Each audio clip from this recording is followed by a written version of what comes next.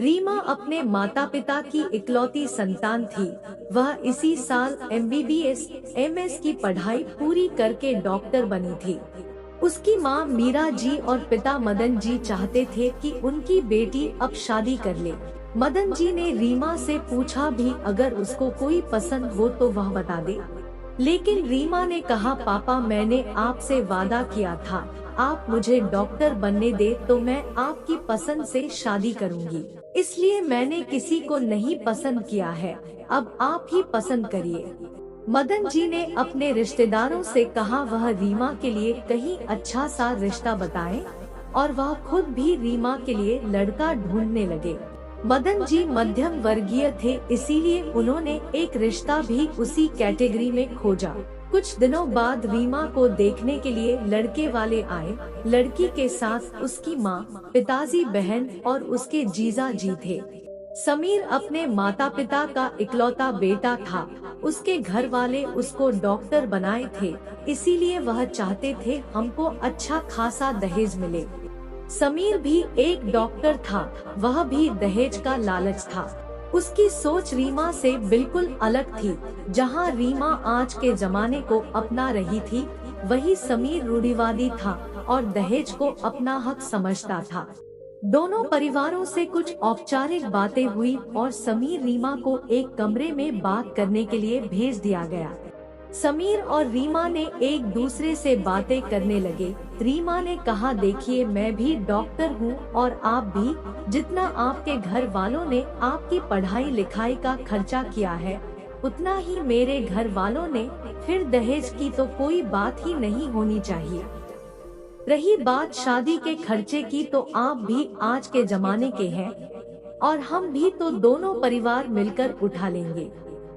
आप भी अपने माता पिता के अकेले हैं और मैं भी, तो जैसे मैं आपके परिवार को अपनाऊंगी वैसे ही आप मेरे परिवार को।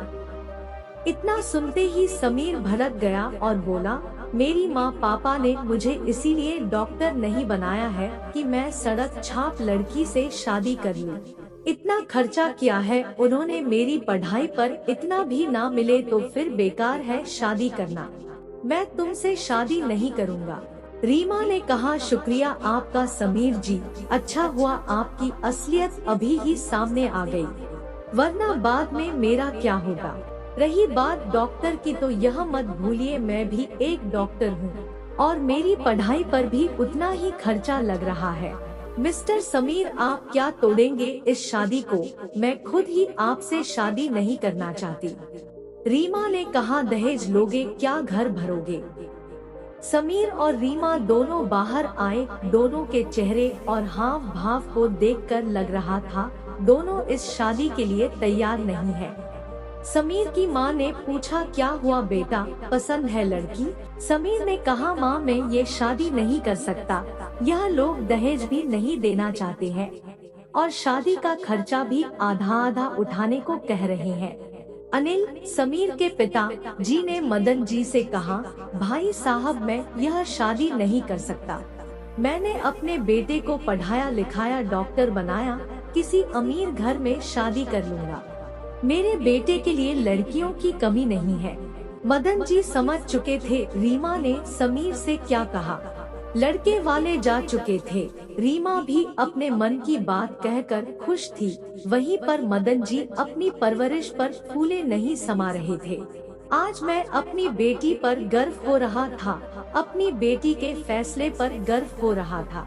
कुछ ही दिनों बाद रीमा की शादी उसके साथी डॉक्टर जतिन से धूमधाम से हुई। जतिन भी इकलौता बेटा था। उसने रीमा की सभी शर्तें मानी और साथ में रीमा से वादा भी लिया कि तुम जैसे अपने परिवार का ध्यान रखती हो वैसे ही मेरे परिवार का ध्यान रखोगी।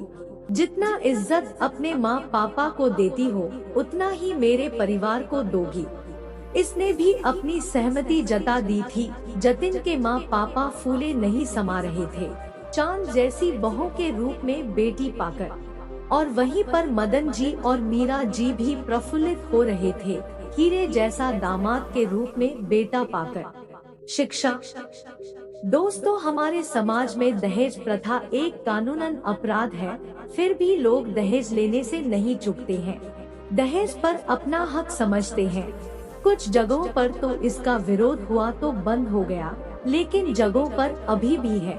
मेरा मानना है यह प्रथा बंद होनी चाहिए हर जगह पर। इसकी वजह से कितने घर बर्बाद हो गए, कितनी शादियां विफल हो गई, कितनी बेटियां जलाई गई, कितने माँ बाप बिक गए और वहीं पर कितने माँ बाप सदमा बर्दाश्त न कर सके और दुनिया ही छोड़ कर चले गए।